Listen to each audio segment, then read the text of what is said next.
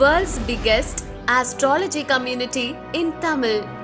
Online Astro TV, வாழ்வின் வெளிச்சம். Online astro டிவியை கண்டு மகிழுங்கள். 18 சித்தர்களின் பாதம் போற்றி எனது குருநாதர்களை வணங்கி இங்கு வந்திருக்கக்கூடிய அனுபவமிக்க ஆசான்கள், குறிப்பாக சொல்ல வேண்டுமென்றால் 2-3 பேர்களை, ஏனென்றால் மும்மூர்த்திகளாக இங்கு வந்திருக்கின்ற பொழுது அவர்களை நாம் சுட்டிக்காட்ட வேண்டிய நிலையில் இருக்கிறோம்.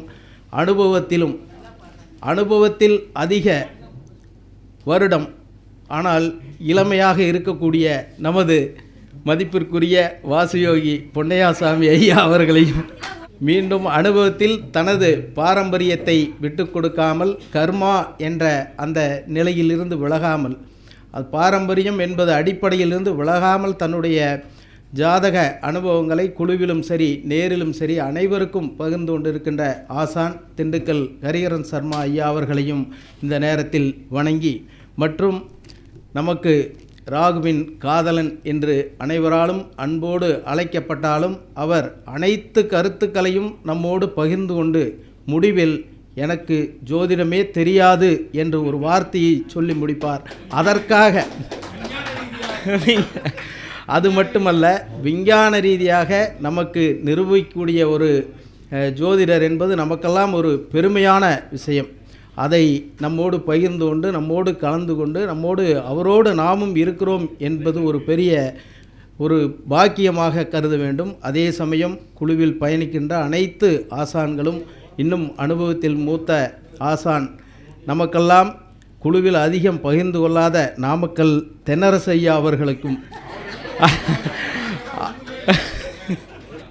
அவ்வளவு அனுபவங்களை தன்னோடு இருக்கக்கூடிய ஐயா அவர்களும் இந்த விழாவில் கலந்து கொண்டிருக்கிறார். மற்றும் நமது சக ஜோதிடர்கள் அனைவரும் தங்களுடைய கருத்துக்களை குழுவில் பகிர்ந்து கொண்டு நாம் தினமும் பேசி கொண்டிருக்கிறோம். ஆனால் நேரில் சந்திக்கின்ற பொழுது ஒரு மகிழ்ச்சி என்பது ஒரு நிறைவாக இருக்கக்கூடிய நிலையில் இருக்கிறது. நாம் எப்பொழுதுமே ஒரு தலைப்பு கொடுத்து சந்திரன் ஐயா அவர்கள் அந்த பாவங்களை, அந்த நட்சத்திரங்களை நம்ம எப்பொழுதுமே பேசிக்கொண்டு இருக்கிறோம். அதுதான் நம்ம குழுவிலே ஒரு பெரிய சிறப்பாக சென்று கொண்டு இருக்கிறது. அதனால் இன்றைய தினம் நான் அனுபவ ரீதியாக இல்லாமல் பஞ்சாங்க ரீதியாக சில நுட்பங்களை சொல்லலாம் என்ற இந்த ஒரு தலைப்பு எடுத்துக்கொண்டு பேசுகிறேன். இன்றைய தினம் நாம் முகூர்த்த நாளை குறிக்கின்ற பொழுது முகூர்த்த நாள் பொருத்தம் பார்க்கின்றோம். ஒருவருடைய ஜாதகத்துக்கு ஜாதகம் பொருத்தம் பார்ப்பது என்பது ஒருவருக்கொருவர் வித்தியாசப்படுகிறோம். அதில் ஜோதிடர்களை ஒன்றாக இணைப்பது என்பது முடியாத காரியம்தான். நான் சொல்லுகின்ற பொருத்தத்தை ஒருவர் மறுக்கக்கூடிய நிலையில்தான் இன்றைய நிலை இருக்கிறது. அது எல்லா துறைகளிலும் இருக்கிறது. ஆனால் ஜோதிடத் துறைகள் மட்டும்தான் அந்த கேள்வி வருகிறது. ஏன் ஒரு ஜோதிடர் மற்றவரை போல் சொல்வதில்லை என்ற கேள்வி வருகிறது. ஏன் மற்ற துறைகளை எடுத்துக்கொள்ளுங்கள், ஒரு மருத்துவத்துறையை எடுத்துக்கொள்ளுங்கள், வேறு துறைகளை எடுத்துக்கொள்ளுங்கள், ஒருவருக்கொருவர் நீதித்துறையை எடுத்துக்கொள்ளுங்கள். ஒரு 4 நீதிபதிகள் சேர்ந்து ஒரு வழக்கை விசாரிக்கிறார்கள் என்றால் 4 பேரும் வேறு வேறு விதமான கருத்துக்களை சொல்கிறார்கள். அவர்களுடைய நிலையை அங்கே உறுதிப்படுத்துகிறார்கள். அப்படி இருக்கின்ற பொழுது ஒரு ஜோதிடர் சொல்லுகின்ற கருத்தை இன்னொரு ஜோதிடர் சொல்ல வேண்டிய அவசியம் இல்லை. அவர்களுடைய அனுபவத்தின் மூலம் இதில் சரியாக சொல்ல வேண்டுமென்றால் அவர்களுடைய அனுபவம்தான் அவர்களுக்கு மிக ஒரு உயரிய பண்பை கொடுக்கிறது. அதை நமது அனுபவம் வாய்ந்த இங்கே சிறப்பாக சொல்லக்கூடிய கருத்துக்கள் நிறைய இருக்கிறது. அந்த அடிப்படையில் நாம் முகூர்த்த நாட்களை குறிக்கின்ற பொழுது ஒவ்வொருவருக்கும் பொருத்தம் பார்த்து முகூர்த்த நாள் என்று ஒரு நாளை தேர்வு செய்கிறோமே, அந்த நாள் மிக முக்கியமான ஒரு நாளாக அவர்களுடைய வாழ்வில் ஒரு திருப்பு முனையை ஏற்படுத்தக்கூடிய நிலையாக இருக்கும். ஜாதக பொருத்தங்கள் இல்லை, ஒருவேளை விருப்ப திருமணமாக இருக்கிறது அல்லது சொந்தக்காரர்களுக்குள் திருமணம் நடக்கிறது, இவர்களுக்கு பொருத்தமில்லாத ஒரு ஜோடியை இணைக்க வேண்டிய சூழல் ஜோதிடருக்கு வரலாம். அந்த சூழ்நிலையில் நாம் தேர்வு செய்யக்கூடிய அந்த நாள் என்பது, முகூர்த்த நாள் என்பது மிக முக்கியமான திருப்பத்தை கொடுக்கும். அவர்களில் பொருத்தமே இல்லாத ஒரு ஜோடியை வாழ வைக்க முடியும் என்றால் அது ஜோதிடராகிய நம்மால் முடியும் என்பதை நீங்கள் நிரூபிக்க முடியும். அந்த நாளை தேர்வு செய்யக்கூடிய அளவுக்கு நம்மளுடைய தகுதியை வளர்த்து கொள்ள வேண்டும். அதற்கான நாள் எப்படி நாம் தேர்வு செய்வது, தோஷங்கள் எப்படி சொல்லப்பட்டிருக்கிறதோ, பாவகிரகங்கள் முகூர்த்த லக்கணங்களில் பாவகிரகங்கள் இருக்கும் பொழுது தோஷங்கள் சொல்லப்பட்டிருக்கிறது. அதேபோல் முகூர்த்த லக்கணங்களில் குரு இருந்தால் 10 லட்சம் தோஷத்தை நிகழ்த்துவார், அதாவது நிவர்த்தி ஆகிவிடும். சுக்கிரன் இருந்தால் 5 லட்சம் தோஷம் நிவர்த்தியாகும் என்று சொல்லப்பட்டிருக்கிற வரிசையில் சூரியன் 11இல் இருந்தால் சகல தோஷ நிவர்த்தி என்று சொல்லப்பட்டிருக்கிறது. அப்பொழுது 11ஆம் இடத்தில் சூரியன் வரும்போது நாம் முகூர்த்த நாளை அமைத்து கொடுத்து விட்டால் அவர்களுக்கு அந்த திருமணம் என்பது பிரிவில்லாத ஒரு உயர்வான ஒரு அமைப்பை கொடுத்துவிடும் என்பதை யாரும் மறுக்க முடியாது. அதில் முகூர்த்த நேரம் என்பது மிகவும் முக்கியம். இதில் பிரம்ம முகூர்த்தத்தில் முகூர்த்தங்கள் வைத்து விடுவார்கள். அது மூல நூல்களில் குறிப்பிடப்படவில்லை. பிரம்ம முகூர்த்தத்தில் முகூர்த்தம் குறிக்கின்ற பொழுது லக்கணத்தில் சூரியனோ 2ஆம் இடத்தில் சூரியனோ வரும்.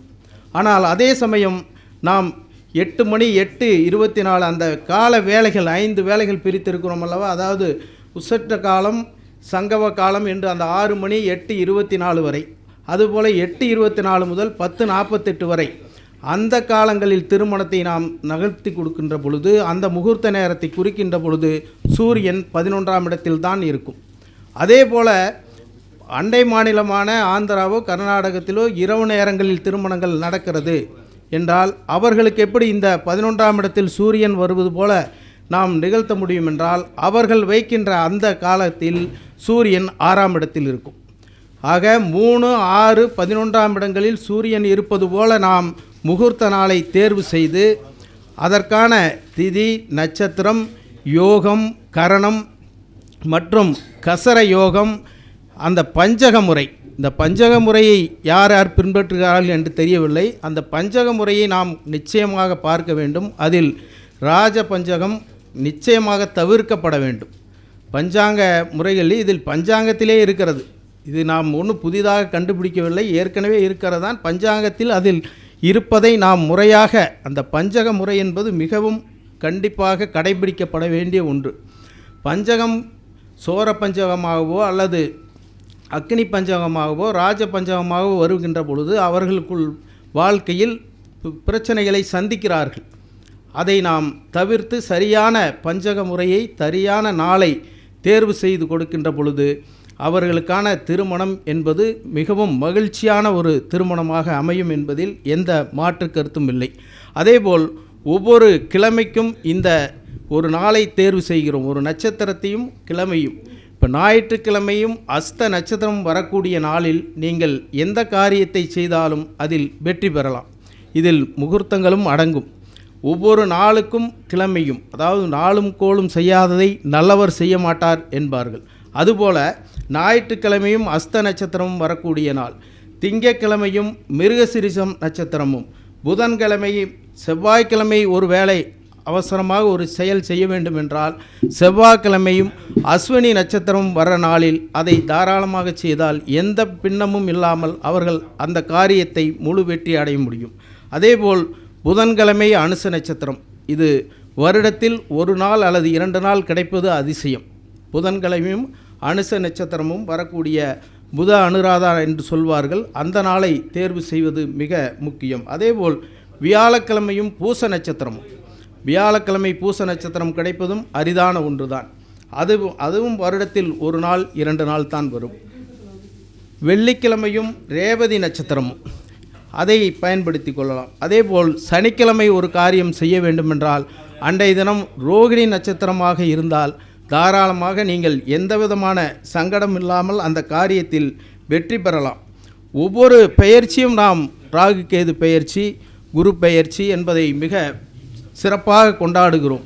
அதேபோல் சூரியன் பெயர்ச்சி ஆகக்கூடிய அந்த மாதத்தின் முதல் நாளில் மிக சிறப்பாக திலகோமம் செய்வதற்கு மிக அற்புதமான ஒரு நாள். இந்த சூரிய பெயர்ச்சி என்பது நாம் பெரிதாக எடுத்துக்கொள்வதில்லை. மாத பிறப்பன்று திலகோமங்கள் செய்கின்ற பொழுது அது முழு நன்மையாக இருக்கும். நாம் ஜோதிடர்களாகிய நாம் வரக்கூடியவர்களுக்கு சரியான வழிகாட்டுதல் செய்கின்ற பொழுது ஒரு அஸ்வமேத யாகம் செய்வதற்கு சமமான பலன் அவர்களுக்கு கிடைக்கும் என்று மூல நூல்கள் சொல்கிறது. அதேபோல் தவறான ஜோதிடம் சொல்லுகின்ற பொழுது அவர்கள் நரகத்துக்கு செல்வார்கள் என்பதுதான் அங்கு ஜோதிட விதியாக இருக்கிறது. ஐயா வாங்க, ஈரோடு சந்திரசேகர் ஐயா அவர்களை வருக வருக என வரவேற்கிறோம். அதேபோல் தோஷ பரிகாரங்களில் ஞாயிற்றுக்கிழமையும் சப்தமி திதியும், ஞாயிற்றுக்கிழமை சப்தமி திதி பானு சப்தமி, இது அனைவரும் கடைபிடித்து கொண்டு வரக்கூடிய ஒரு மிக முக்கியமான சப்தமி. அதில் திலகோமங்களோ அல்லது பூஜைகளோ புனஸ்காரங்கள் ஜபங்கள் இதுகள் செய்கின்ற பொழுது அற்புதமான பலன்களை இந்த ஞாயிற்றுக்கிழமையும் சப்தமி திதியிலும் அதை செய்யலாம். அதேபோல் திங்கட்கிழமை அமாவாசை, சோமவார அமாவாசை, நீங்கள் வேண்டியதை வேண்டியவாறு பின்னமில்லாமல் கொடுக்கக்கூடிய ஒரு நாள் என்று சொன்னால் அது திங்கட்கிழமையும் அமாவாசையும் சேர்கின்ற சோமவார அமாவாசை என்பது நீங்கள் என்ன வேண்டுகிறீர்களோ அதை, அதுவும் குறிப்பாக அன்றைய தினம் அரச மரத்தை 108 முறை பிள்ளையாரோடு இருக்கின்ற அரச மரம் என்றால் அதுவும் மிகவும் சிறப்பு. சூரிய உதயத்திற்கு முன்பாக பிரம்ம முகூர்த்தத்தில் அதை சுற்றுவது என்பது அவர்கள் வேண்டியது என்ன வேண்டும், உங்களுக்கு பணம் வேண்டுமா கிடைக்கும், குழந்தை பாக்கியமா கிடைக்கும், திருமணம் நடக்கவில்லையா திருமணம் நடக்கும், என்ன வேண்டுகிறோமோ நாம் எதை நினைத்து ஒரு காரியத்தை நினைத்து வேண்டுகிறோமோ அதை அள்ளித்தரக்கூடிய நாளாக அந்த திங்கட்கிழமையும் அமாவாசையும், அதேபோல் செவ்வாய்க்கிழமையும் கிருஷ்ணபட்ச சதுர்த்தசி, அந்த நாளில் நாம் யம தர்ப்பணங்கள் செய்வது அல்லது கிருஷ்ண செவ்வாய்க்கிழமை வரக்கூடிய அந்த சதுர்த்தசியில் தர்ப்பணங்கள் செய்வதன் மூலம் மிக அற்புதமான பலன்களை, குறிப்பாக முன்னோர்களுடைய ஆசீர்வாதங்களை பெறுவதற்கு ஒரு அற்புதமான நாளாக இருக்கும். வளர்பிறை சதுர்த்தி என்பது நாம் அனைவரும் பிள்ளையாருக்கு அந்த வேண்டுதலை வைக்கின்ற பொழுது அவர் அந்த நாள் என்பது மிக முக்கியம். விநாயகருக்கு வளர்பிறை சதுர்த்தி. அதேபோல் புதன்கிழமை அஷ்டமி, இந்த புதன்கிழமையும் அஷ்டமியும் என்பது புதன்கிழமை வாரத்தில் வரக்கூடிய மைய நாள், அஷ்டமி என்பது திதியில் வரக்கூடிய மையம், அதை புதாஷ்டமி என்று நாம் கொண்டாடுகிறோம். அந்த நாளில் நாம் வேண்டுவதை, குறிப்பாக இது எதிரிகளை வெல்லக்கூடியது அல்லது ஒரு எதிரிகளை எப்படி சமாளிப்பது, அந்த நேரத்தில் அந்த வேண்டுதலில் வைக்கின்ற பொழுது முழுமையான அந்த வெற்றியை அந்த புதாஷ்டமி நமக்கு கொடுக்கும். அதேபோல் வியாழக்கிழமை வரக்கூடிய ஏகாதசி நாள், வியாழக்கிழமையும் ஏகாதசியும் மிகப்பெரிய ஒரு நல்ல ஒரு உயர்வை கொடுக்கும். நாம் வேண்டியதை, அதுவும் குறிப்பாக அந்த பெருமாள் வழிபாடு என்பது மிகப்பெரிய ஒரு உன்னதமான பலனை கொடுக்கும். வெள்ளிக்கிழமை வரக்கூடிய திரையோதசி, இந்த வெள்ளிக்கிழமை வரக்கூடிய திரையோதசி நாளில் மன்மதன் ரதி, அந்த கோயிலில் இருக்க, இதில் தாடிக்கும்பல் சவுந்தரராஜ பெருமாள் கோயில் இருக்கிறது, அதற்கு சேலத்தில் தாரமங்கலத்தில் இருக்கு. இந்த 2 இடங்களில் நாம் கணவன் மனைவி பிரிவினையை இருப்பவர்கள் வேண்டிக் கொண்டாலும் அது வெற்றியை கொடுக்கும், திருமணம் இல்லாதவர்கள் வேண்டிக் கொண்டாலும் திருமண பாக்கியத்தை கொடுக்கும். அந்த வியாழக்கிழமையும் வெள்ளிக்கிழமையும் திரையோதசி திதியும், இந்த திதியும் நாம் மற்ற எதையும் பார்க்க வேண்டியதில்லை, கிழமையும் திதியும் அதில் முக்கிய பங்கு வகிக்கிறது. மற்ற சனிக்கிழமை சனி பிரதோஷம், நாம் வேண்டியதை கிடைப்புக்கு என்ன வேண்டுகிறோமோ அதை கொடுக்கக்கூடிய நாளாக அந்த சனிக்கிழமையும் பிரதோஷமும் சிவ வழிபாட்டில் மிகப்பெரிய உன்னதமான பலன்கள் நமக்கு கிடைக்கும். அதேபோல் நாம் அனைவருமே பாவங்களையும் கிரகங்களையும் மற்ற அனைவரும் பேச இருப்பதால் நான் இந்த பஞ்சாங்க நிலைகளோடு எனது குறிப்பை முடித்துக்கொண்டு நிறைவு செய்கிறேன். நன்றி, வணக்கம். சேலத்திலிருந்து சதாசிவம். என்னோடய ஃபோன் நம்பர் 74 18 75 74 74 7418757474.